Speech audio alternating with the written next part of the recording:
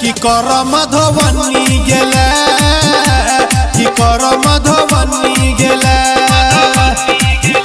हेगे घाघरा घाघरा पर झगड़ा लगेला कि कर मधुबनी गेला कि कर मधुबनी गेला हेगे ओढ़नी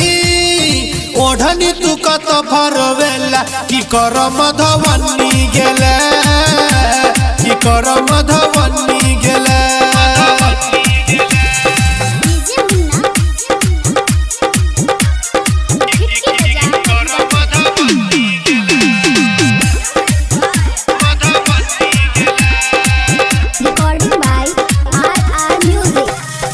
चला तू अभी कुमार करे लगे प्यार तैयो नहीं बते लगे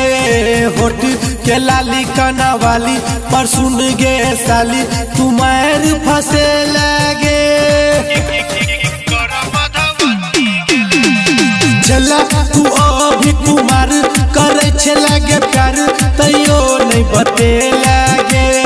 होट के लाली कना वाली पर सुन गे साली तुम्हार फंसे लगे हेगे तोरे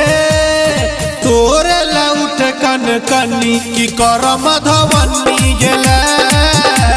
कि कर मधुबनी गेला हेगे ओढ़नी ओढ़नी तू कत भरवेला कि कर मधुबनी गेला कि कर मधुबनी गेला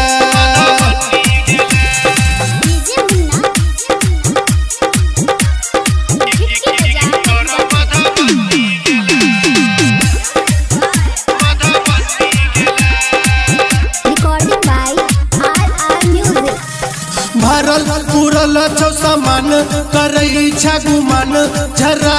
तो गरमी गे राजा राइटर आबी जैया के छई कगबैया सुधर जो बेसरमी गे भरल पूरल छौ सामान करे इच्छा गुमान झरा तो गरमी गे राजा राइटर आबी जैया के छई कगबैया सुधरी जो बेसरमी गे हेगे तोरे तोरे लौट कन कनी कि कर मधुबनी गेला कि कर मधुबनी गेला हेगे ओढ़नी ओढ़नी तू कत भरवेला कि कर मधुबनी